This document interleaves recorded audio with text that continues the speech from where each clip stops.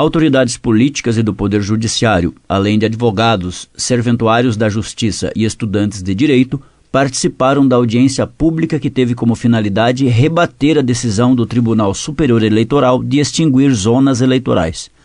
A audiência, realizada no Tribunal do Júri do Fórum de Campo Mourão, foi presidida pela juíza de Direito Gabriela Borre Aranda.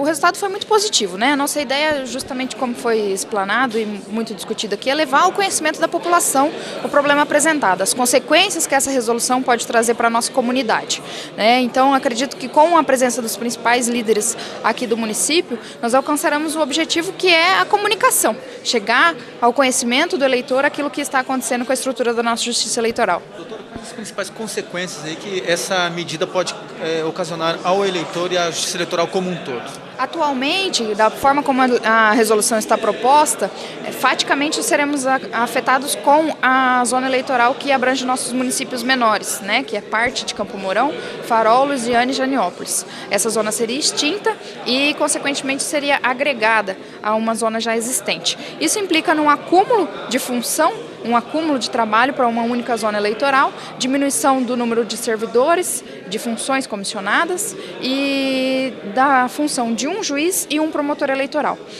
Obviamente, as eleições continuarão a ocorrer da mesma forma, né? O Ministério Público, o Poder Judiciário e os servidores como um todo nunca deixaram de realizar o seu trabalho. E não seria por isso que deixaríamos de realizar, né? Com certeza vestiríamos a camisa da situação e faríamos o trabalho da forma como tem que ser feito.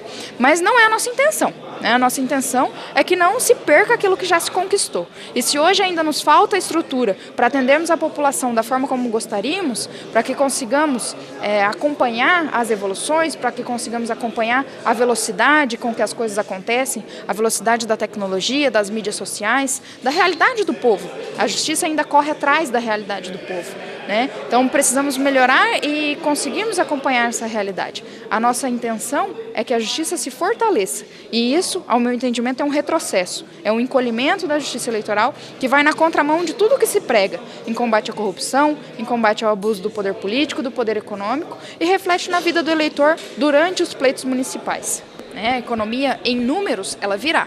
Hoje, em específico na Justiça Eleitoral de Campo Mourão, seria extinta uma função comissionada, um cargo de juiz eleitoral e um cargo de promotor eleitoral. Em uma passagem por cima, eu diria que aqui em Campo Mourão representaria aproximadamente R$13 mil a R$14 mil por mês, né, fazendo para a nossa comunidade local. Mas a pergunta que se faz é: esse valor econômico compensa, justifica aquilo que vai tirar realmente da população, né? Então, os números, tanto que num curto espaço de tempo, numa pesquisa, né, muito superficial, já se chegou a uma economia irrisória, perto do que se gasta e perto da ofensa que isso levaria, ao prejuízo efetivo à democracia, né? 13 milhões anuais no orçamento da Justiça Eleitoral representa um impacto, como eu disse aqui durante a explanação, de 0,2% de economia. É uma economia muito pequena, né, perto do que representa de impacto na vida da população. Doutora, não fica meio difícil de repente das pessoas, de um modo geral, que está por fora de toda essa discussão entender, porque é uma proposta que partiu da própria Justiça Eleitoral, quer dizer, do TSE. Não parece daí que as instâncias menores estariam de repente brigando com as instâncias superiores? Olha, nós, né, da comunidade jurídica como um todo, sabemos que quando se trata de decisão judicial, a gente cumpre, né? Mas nesse caso em específico, a própria organização da justiça deve seguir as regras estabelecidas na Constituição. Então, juridicamente, inclusive, essa resolução foi atacada pela sua inconstitucionalidade, pelo vício de iniciativa. Ela veio realmente do TSE, mas juridicamente argumenta-se que o TSE não tem competência para isso. Não se trata de uma briga de egos entre justiça menor e justiça maior, entre primeira instância e instância superior. Não se trata meramente a isso. Se trata realmente de distribuição de competências pela Constituição Federal, que deve ser respeitada, porque assim decidimos quando elegemos o Constituinte de 88. Né? Então não é uma briga, uma formalidade, é um respeito às competências estabelecidas que tem que ser preservado. O promotor Luciano Raal disse que o Ministério Público já ajuizou ações contra a proposta do TSE. O Ministério Público, como sua vocação, né, constitucional, está em defesa do povo, da democracia. E essas resoluções que foram debatidas hoje, foi exposta, né, os detalhes delas, as consequências graves para o eleitor, vai atingir em cheio o ponto mais frágil do sistema democrático, que é o eleitor. O eleitor hipossuficiente, eleitor pobre.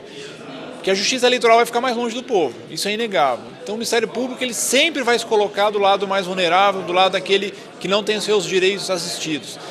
E nesse sentido nós cremos que hoje a audiência pública foi muito positiva, porque demonstrou que existe um consenso, pelo menos aqui em Campo Mourão, de que essa resolução ela vai de encontro, ou seja, vai contrária aos interesses do eleitor e vai distanciar, vai dificultar o trabalho de fiscalização da justiça eleitoral. Uma vez se efetivando essa situação, o Ministério Público pretende ingressar com alguma ação? Na verdade já foi ajuizada, né? A CONAN, que é a Associação do Ministério Público em nível nacional, junto com a Associação dos Juízes em nível nacional também, a AMB, já ajuizaram ações no Supremo Tribunal Federal. Essas ações estão com o ministro Celso de Mello e ele vai estar apreciando essa liminar. Então já foram tomadas as ações judiciais cabíveis, estamos aí no aguardo da apreciação da liminar, para suspender a eficácia dessas resoluções. O deputado federal Rubens Bueno também manifestou-se contra a proposta e lembrou dos investimentos públicos para estruturar a justiça eleitoral.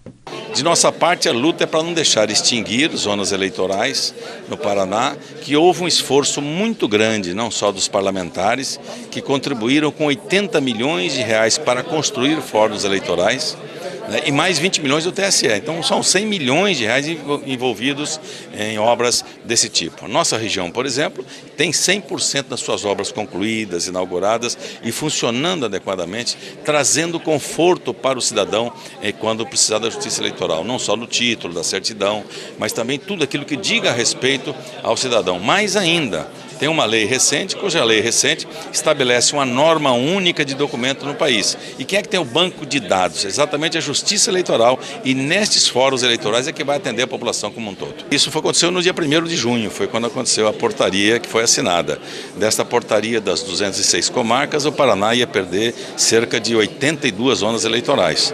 Nós fomos na primeira terça-feira após 1º de junho, numa audiência com o presidente do Tribunal Superior Eleitoral, com servidores, inclusive aqui de Campo Mourão, a Sueli Bice, que é a oficial aqui do cartório eleitoral, junto com outros cartórios eleitorais do país. A partir dali já o prazo aumentou, que era de 30 dias, passou para 75 dias, e uma comissão está trabalhando para diminuir esses estragos, vamos dizer assim, que vai provocar junto à Justiça Eleitoral.